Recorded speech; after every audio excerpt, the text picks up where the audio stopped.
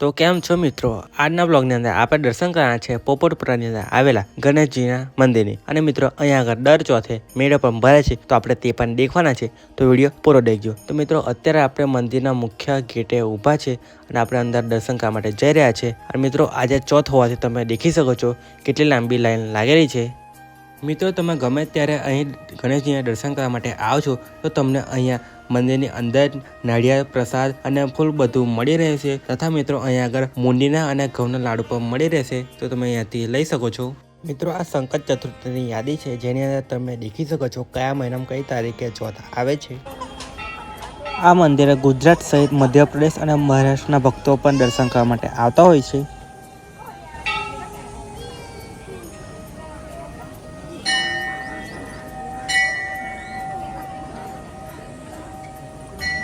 પંચમહાલ જિલ્લામાં આ મંદિર ખૂબ જ જૂનું કહેવાય છે।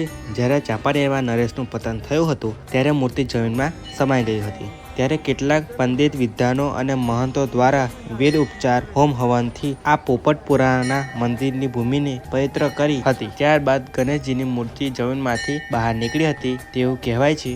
જે કુંડમાં હોમ હવન કર્યું હતું તે કુંડ હાલ પણ એ જ જગ્યાએ છે। સાથે પાર્વતીના દર્શન કરવાથી દરેક ભક્તોની મનોકામના પૂર્ણ થાય છે।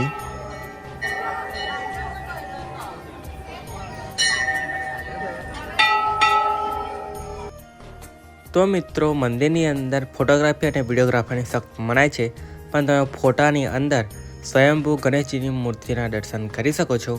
ગણેશજીની મૂર્તિ રિદ્ધિ સિદ્ધિ સહિત ઉભેલી મુદ્રામાં વિરાજમાન છે અને આ મંદિર 700 વર્ષોથી પણ વધારે જૂનું માનવામાં આવે છે। અને આ મૂર્તિ સ્વયંભૂ છે, એટલે આ મૂર્તિને કોઈ સ્થાપના કરી નથી, જમીનમાંથી આપોઆપ આ મૂર્તિ નીકળી હતી। અને આ ગણેશજીની મૂર્તિ ખૂબ જ ચમત્કારિક છે, તથા ગણેશજીની સૂંઢ જમણી બાજુ છે, જે શુભ અને મંગળકારી માનવામાં આવે છે। અહીંયા તમને આવી ઘણી બધી ગણેશજીની નાની નાની મૂર્તિઓ પણ દેખવા મળી જશે, તમે અહીંયા આના પણ દર્શન કરી શકો છો। અને મિત્રો અહીંયા તમને ઘણા બધા સૂત્રો પણ લખેલા દેખવા મળી જશે, તમે દેખી શકો છો કેટલા પ્રકારના સૂત્રો લખેલા છે, તમે સ્ક્રીનશોટ પણ લઈ શકો છો।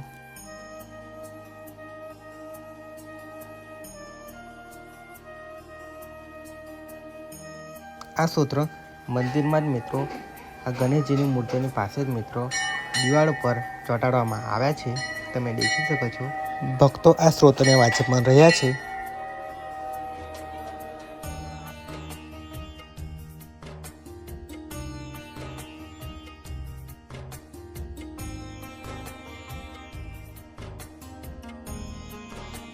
અહીંયા જ શિવ પાર્વતીનું અને હનુમાનજીનું મંદિર આવેલું છે।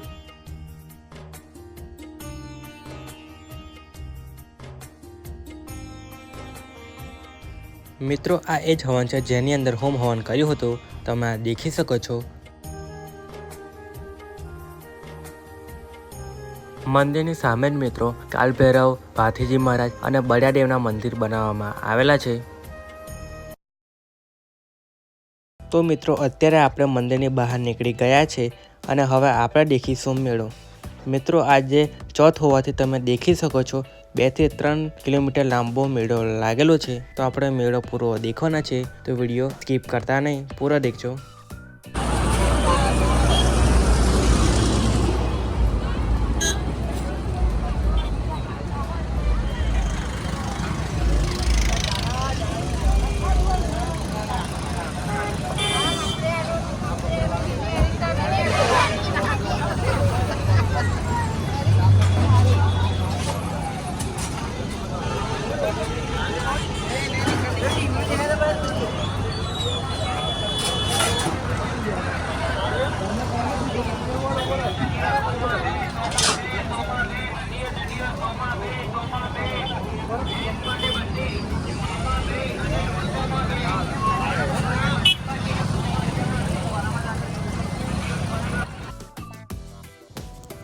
તો મિત્રો આ મંદિરની લોકેશનની વાત કરીએ તો આ મંદિર પંચમહાલ જિલ્લાના ગોધરા હાલોલ હાઈવે પરના પોપટપુરા ગામે આવેલું છે। તો તમે ગમે ત્યારે ગોધરા કે હાલોલ બાજુ જતા હોય તો આ મંદિરે દર્શન કરવાનું ભૂલતા નહીં।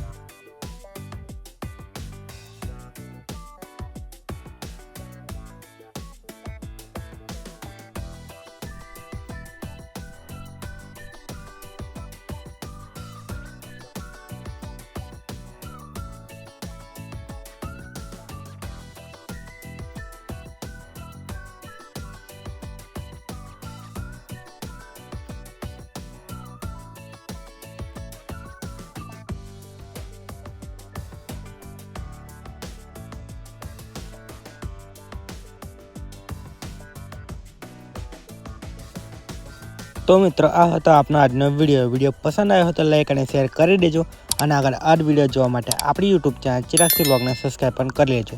મળીએ એક નવા વિડીયો સાથે. જય માતાજી, જય શ્રી ગણેશ.